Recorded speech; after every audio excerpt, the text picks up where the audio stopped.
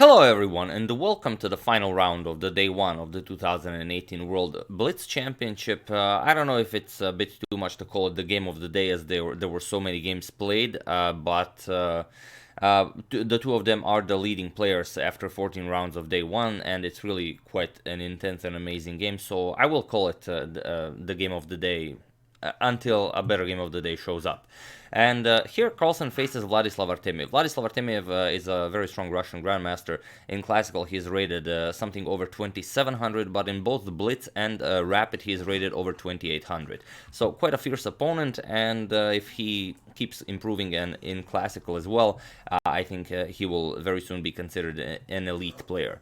And also in the 3 days of Rapid he finished ahead of Carlsen. He finished I believe in 4th place. Carlsen was in 5th place. The same amount of points, but with better additional criteria.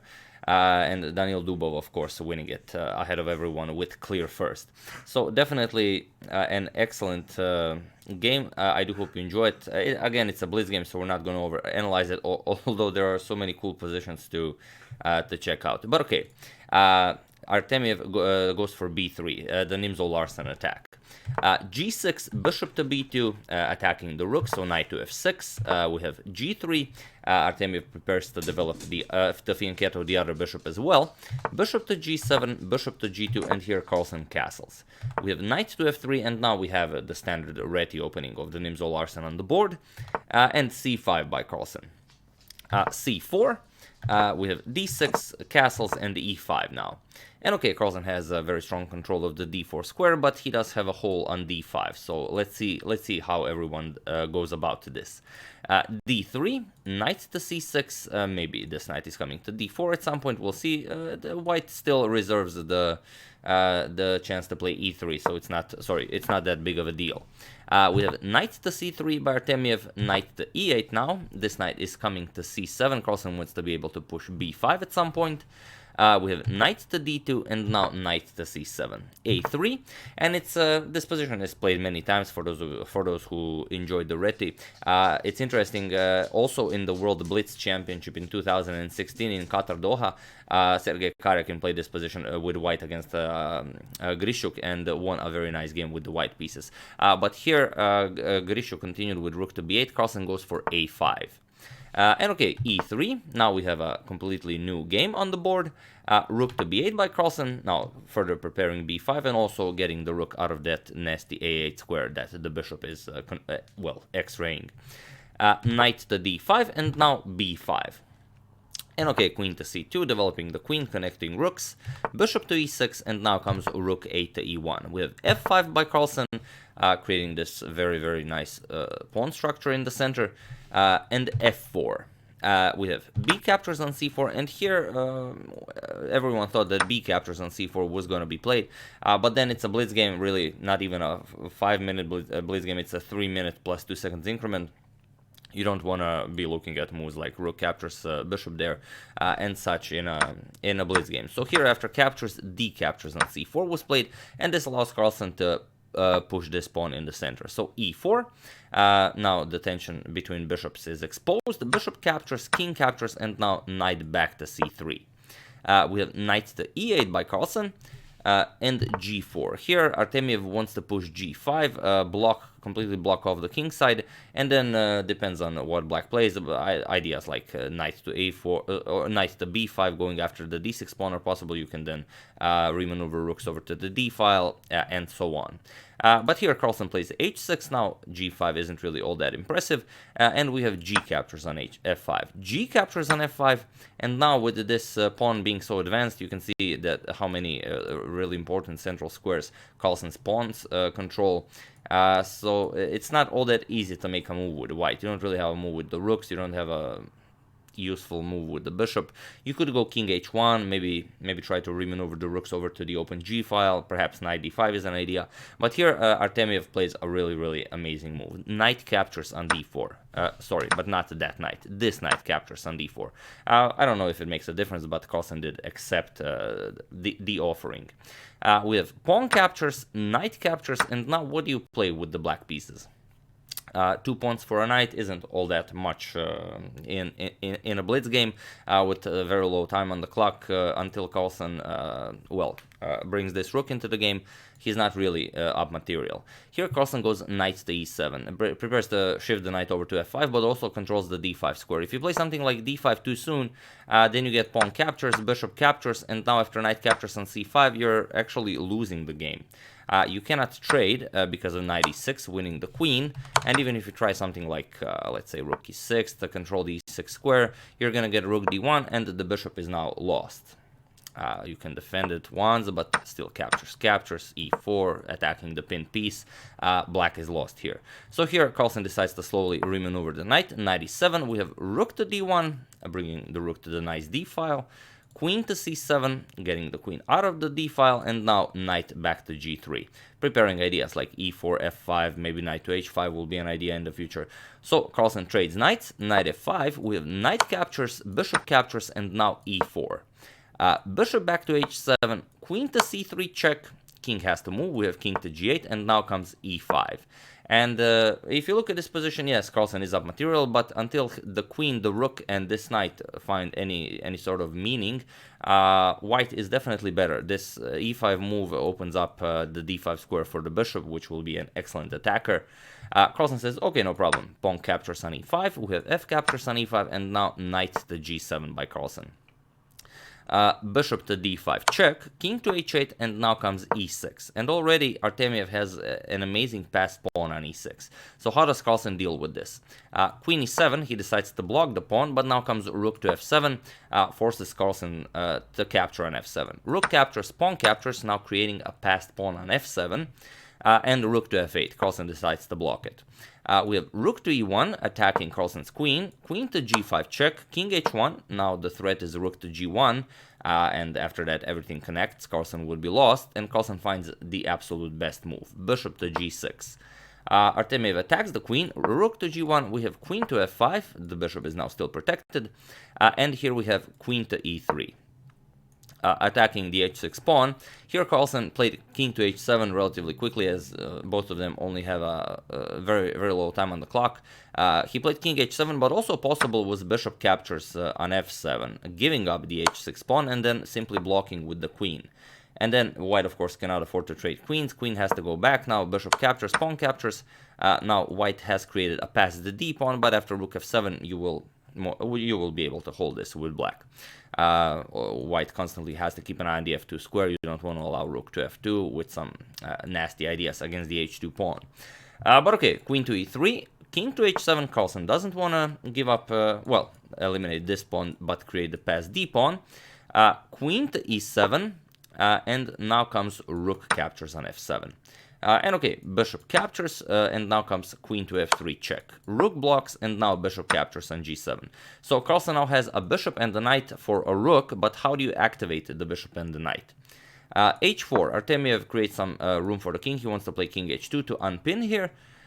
Bishop to g6, and now comes king to h2. And okay, Carlsen, queen to f4 check. When your opponent is in a blitz game, you only have a couple of seconds on the clock. You always want to... If you don't have anything better, you can always give a check just to gain some more time on the clock. But also a nice remaneuvering move for the queen. King to g1, now we have queen to d4 check, king to h2, queen back to f4 check, king to g1, and queen to d4 check. Carlsen continues checking. He gains some time on the clock while also conceiving his plan. King to h2, and now Carlsen does not want to repeat queen to f4 check to reach threefold repetition in the draw. He goes bishop to f5. He now wants to play h5 and also bishop to g4 to block off the rook along the g file and try to create some more chances in this game. Rook to g3. We have bishop to g4, now preparing h5, and here Artemiev saw what Carlsen's plan was, and he didn't have a plan of his own. Here, the best idea is queen to e3. Now you have to go for a queen trade, but with little time on the clock, Artemiev played rook to g2. And here, Carlsen actually missed a beautiful win. Carlsen continued with his plan. He played h5, but there really is a wonderful win here. So feel free to pause the video and try to find the move Carlsen missed in this position while I have a nice sip of water.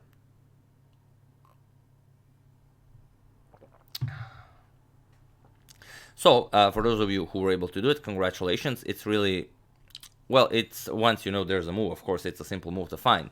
But if you don't, it's especially with few seconds on the clock, it's really not possible. But if you do it, congratulations. And for those of you who just want to enjoy the show, bishop to f3. Seems reasonable. You attack the rook. Where's the rook gonna go? The point is, if you go something like rook to g3, you're getting checkmated. Queen comes to f2 with check. King has to move. Doesn't really matter. You can only go to h3 or block with the rook and receive mate in 1. We have king here. Queen to f2 check. Now, whatever you do, either block with the rook or king h2, and then queen to h1 is checkmate.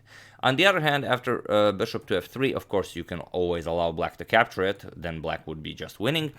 But there's really no good square to move the rook. If you want to control the second rank to stop checks, you can't use f2 or d2. Those are covered by the queen. You can't use e2. That's covered by the bishop. You can go something like rook here. But then queen to f4 check will be winning. King g1. Now comes queen to g3 check. King to f1. And now you can go queen h3 check. And if you want to either get checkmated here, or you can go king to e1. But now queen h1 check, king d2, now comes queen d1 check, king c3, and queen to d4 will be checkmate. So quite a lovely sequence, if I do say so. But okay, after bishop to g4, rook to g2 was played. Carlsen did not find bishop to f3 with seconds on the clock. h5 simply continues, and now we have queen to g5 by Artemiev. And Carlsen goes for queen to d6 check. But again, Carlsen missed an excellent move, knight to f5, which controls d7 square, does not allow any checks for white. And it really prepares this check or this check. With knight on f5, the position will be winning for Carlsen. Any move white makes, let's say a4, as there really is no useful move, queen e5 check is coming. King to h1, now comes queen to e1 check. And now either you will go here and then face queen to c3, or you will block with the rook, let's say rook g1, but now comes bishop to f3. King h2, queen to f2 check, king to h3, and now bishop to g4 check. Rook captures on g4, and now not capturing, but rather queen to f3 check. And now you're either gonna block with the rook and try to exchange everything and face queen to h1 checkmate, or you will try to run with the king, let's say king to h2, and then you get pawn captures, and now it's simply winning. You're up a piece. Once you play g3, the game's over, and any checks will be met with knight to h6. The knight will be controlling any checking squares, and it will be a quick kill for black. So another moment where Carlsen missed in all of this craziness a win. We have queen to d6 by Carlsen instead of the knight f5. King to g1, and now knight to e6. Still, with knight to f5 would be a winning position for Carlsen. Knight to e6 with an attack on the queen, queen to f6, and now Carlsen goes queen to d4. He forces a trade of queens. Queen captures, we have knight captures on d4, and now comes rook to b2. So Carlsen still has a knight and a bishop for a rook. He's down a pawn, but you know, bishop to d1, the strongest move. We have b4, c captures, pawn captures, and now a4. Carlsen now has a passed a pawn, but Artemiev has a passed b and a passed c pawn. We have b5, Artemiev starts pushing the passed pawn, and now bishop to b3, blocking the rook's control of the pawn. So if the pawn ever advances too far, you can always prevent it with knight to c6. b6, but now comes a3 by Carlsen, trying, of course, to queen the a pawn. Rook to b1, we have a2, and now rook to a1. So Carlsen forced Artemiev's rook all the way to the a1 square, and now captures the c4 pawn. So now it's 2 pawns each, and Carlsen still has a knight and a bishop for a rook, while this rook is extremely inactive. So it seems like a much better position for black, but still, how do you make progress? We have b7 by white, and now knight to c6, of course, guarding the b8 square. King f2, now Carlsen brings the king over into the game as well. King e3, king to f5, king to d2. Artemiev wants to bring the king over to defend the a1 square so the rook can be activated, not via that square, obviously. King to e5, we have king to c3. Carlsen tries to go for the b7 pawn with the king. King to b2, we have king to c5, and now the rook finally enters the game. We have rook to g1, and now king to b6. Carlsen wants to grab the b7 pawn. But rook to c1. And here's the problem. Now the king is controlling this pawn. You will never be able to queen it on a dark square. The rook is not allowing the bishop to move, and here Carlsen played king to b5, rook g1, king goes to b6, rook c1, and after, well, this was not played, but it was in this position after rook c1 that the players agreed to a draw. As you cannot play something like bishop here to protect the knight and think, okay, I'll capture the pawn. Next move, because white will simply eliminate the defender of the b8 square. And now it doesn't matter if you capture with the bishop or with the king, simply white brings the queen into the game and of course is winning. And there's nothing you can do here, really. So yeah, after this rook to c1, the players agree to a draw, and after this game they are still shared first. I did prepare the final standings, not the final, but as you can see, the standings after round 12. In first place, we have Magnus Carlsen and Vladislav Artemiev with 9.5 points. Then we have I believe 5 players with 5 points: Dmitry Andreikin, Jan Nepomniachtchi, Peter Svidler, Jan Krzysztof Duda, and Anish Giri. And then with 8.5 points also we have Wang Hao, Sergei Karyakin, Shahriar Mamdyarov, and Anton Korobov. With 8 points, Levon Aronian, Jobava Badur, Savily Golubov. I think Savily Golubov in the first 12 rounds of the Blitz has gotten the most rating points, 70.6. Also Vladislav Kovalev 70.4, but I think that's the most anyone gained. And it's interesting, Carlsen is so much higher rated than everyone. You can see there 2939 rating in Blitz. And even with a score of 9.5 out of 12, he only won 0.6 rating points. So very interesting. And also I've prepared these are the pairings for round 13, so this will be tomorrow, and tomorrow's games start 1 hour earlier than today, as it is the last day, and we will only have 9 rounds, not 12 rounds. Really a treat for round 1, Magnus Carlsen versus Anish Giri, so we will see who is the master of Twitter, as well, whoever wins this game will obviously own Twitter afterwards. But definitely, Svidler will have a crack at the young Russian Grandmaster Vladislav Artemiev. Then we have Nepomniachtchi Duda, Andreikin Karyakin, Mamdyarov versus Wang Hao, and Levon Aronian versus Anton Korobov. Only the first 6 boards. So yeah, that's the game. I do hope you enjoyed it. Really an insane game that could have gone either way. First, Artemiev sacrifices the knight for 2 pawns, then Carlsen defends, misses a win 2 or 3 times, then goes for the endgame, then a really crazy endgame. And from that knight sacrifice up until the endgame and everything, both players were under a minute, so it was really insane. If you have a chance, do check out the live. It's not live anymore, but there is, of course, footage of day 1. Really just an insane game. So yeah, I would like to thank Joel Kwam for your contribution to my channel. Thank you a lot, I really appreciate it. As usual, you can check 2 of my previous videos here. Thank you all for watching, and I will see you soon with hopefully some other interesting content.